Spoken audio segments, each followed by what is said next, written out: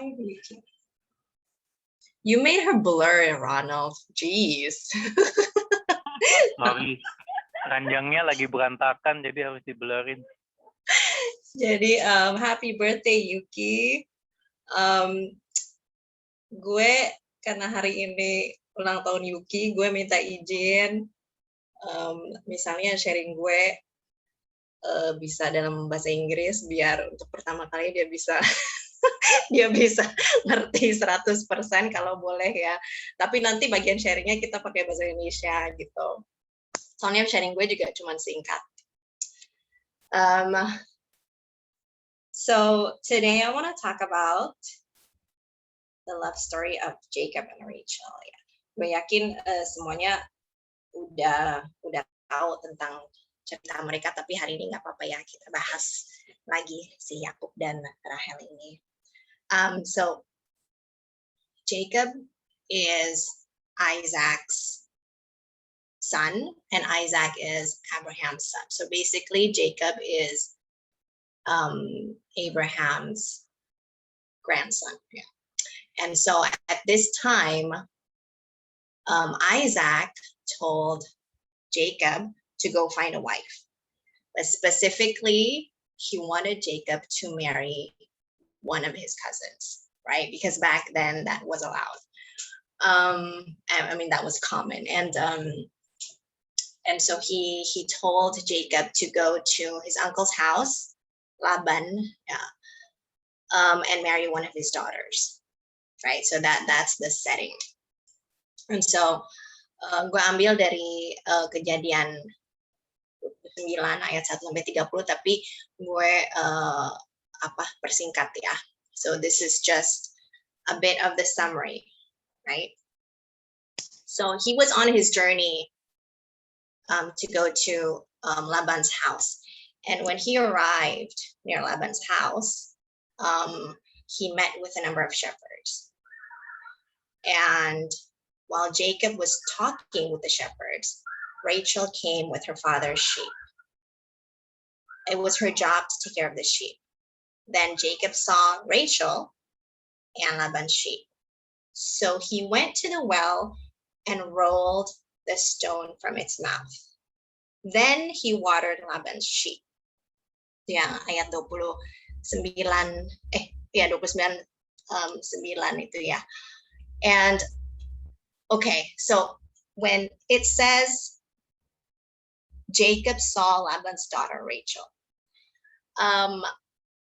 we know later on, it's not mentioned here yet, but later on in the Bible it says that Rachel is gorgeous, like drop dead gorgeous. So when they say here in the Bible, when Jacob saw Rachel, this was basically love at first sight. Like his jaw dropped when probably, yeah, okay, this is my imagination, when he saw her. Okay, he was so, I guess, like so amazed at her beauty that he was able to roll a huge stone, right? I read that this stone is huge and heavy, and usually it takes at least two, more than one, definitely, a couple of people to roll it from the well. But here, he wanted to impress Rachel so bad. He was like, I got this. And he rolled it by himself, like single-handedly. And not just that. After that, he also watered Laban's sheep one by one. I'm sure there wasn't just one, there was many. So you can imagine, like, he really was trying to impress her, right? Then after that, basically, Jacob told Rachel who he was, that he was her cousin, and so she runs back to Laban, to her father, to tell them, to the whole family, that Jacob was coming, and they welcomed him to their house, right? Now, Laban had 2 daughters, right? The older was Leah, and the younger was Rachel. Leah had weak eyes. Okay. so I read in the Bible analysis what they mean about weak eyes is it could mean two things. Either it's droopy eyes, either it's cross-eyed. Ya. Kalau nggak juling, matanya sayu yang Lea ini ya. But Rachel was very beautiful. Here then they say how beautiful it was. But in other translation, it's actually, because mine is the International Children's Version, that's why it's so simplified the language. But I think in other versions, they say that not only was she beautiful, but she had a beautiful body. And in the Bible, there are only two women where they say both of those things, not just beautiful, but a very nice body. It was only her and Esther. So she must have been really, wow, right? Amazing. And then Jacob loved Rachel, right? So he said to Laban, let me marry your younger daughter, Rachel. If you will, I will work 7 years for you. Wow. 7 years. If my husband was told, hey, you got to work 7 years first before you could marry her, she'd be like, bye, moving on, to another girl. So this was a huge commitment. I think he could have said 1 month. Laban probably would have accepted. He could have said 7 months. He probably would have said yes too. But here Jacob was so enthusiastic to show how much he loved Rachel. He said 7 years, right? So, I mean, you can imagine like how Rachel feels when she heard that. Like she must have felt so treasured and loved, right? Then after that, so Jacob worked for Laban 7 years so he could marry Rachel. But they seemed to him like just a few days. This was because he loved Rachel very much. Oh, so romantic, right? 7 years seemed like just a few days. That shows if you love someone, there's no sacrifice too big. Like for Jacob, 7 years is not even a sacrifice. It feels only a very short time, a few days in, because the amount of love that he has is much more than the sacrifice or the work that he has to do. So this shows really like his huge love for Rachel.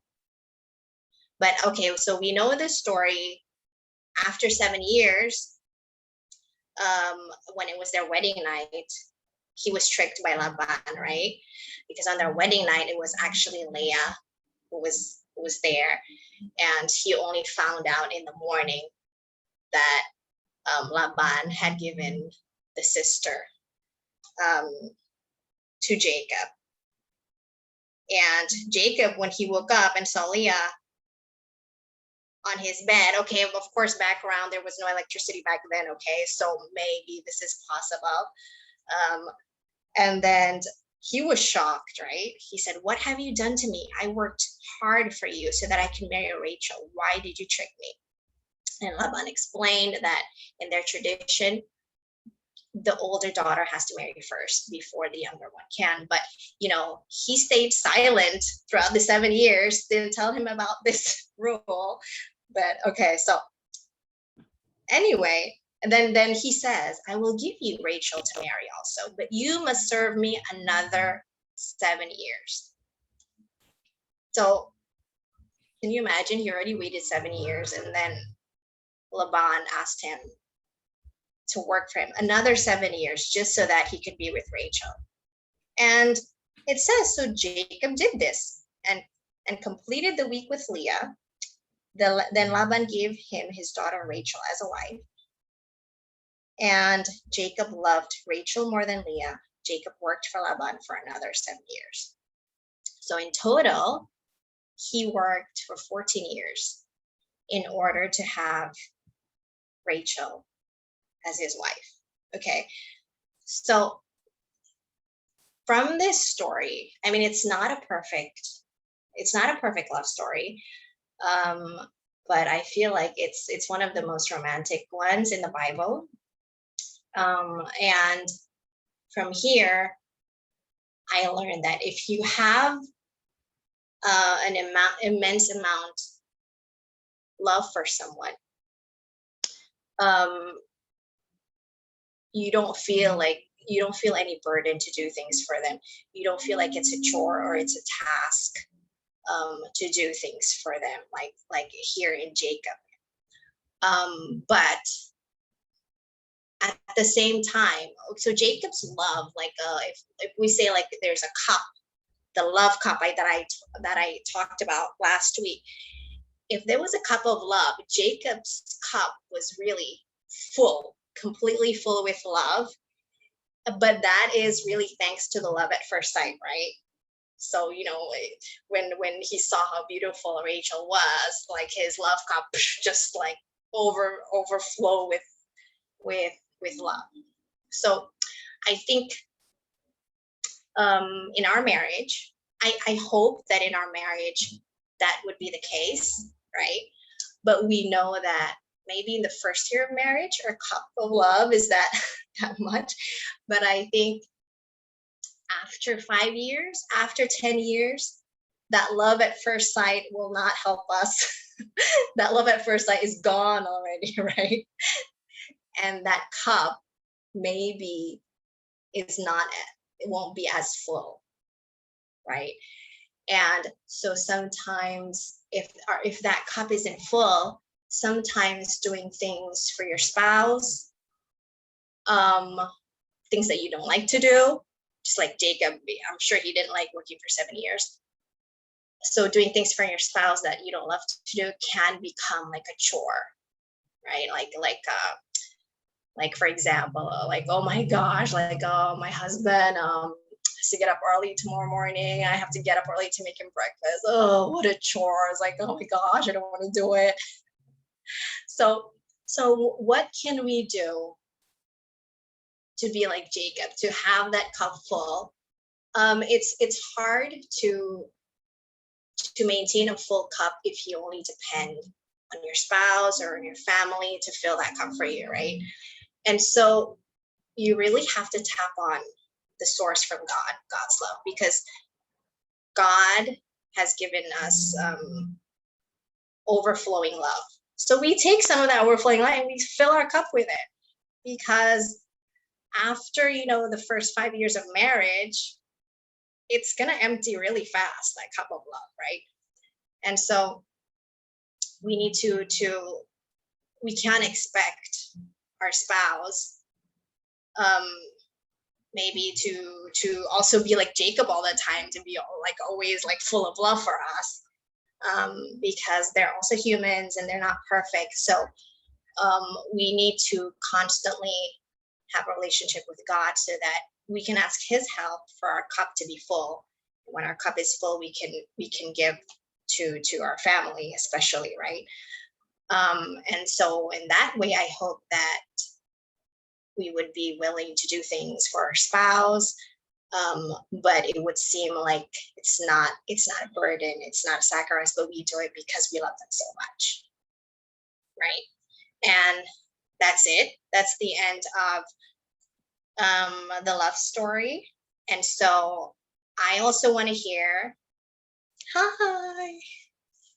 I also want to hear from others about their love story. I would love to know like how you guys met and everything.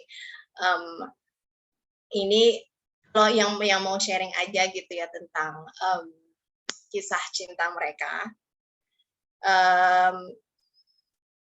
Ini cuma sebagai guideline aja, cuman nggak harus ikutin ini. Misalnya yang pertama, sebelum ketemu pasangan kalian, apa kalian kayak udah punya standar gitu, gue maunya pasangannya gini gitu. Kedua, bagaimana cara kalian ketemu pasangan kalian? Apakah waktu itu cinta pada pandangan pertama? Dan ketiga, apa yang buat kalian memilih dia sebagai istri atau suami kalian? Soalnya kan pasti mungkin sebelumnya kayak misalnya ada pilihan-pilihan lain misalnya ya, tapi kenapa milihnya tuh dia gitu? Apa yang kayak dia punya, yang kalian suka, yang lain mungkin nggak punya misalnya?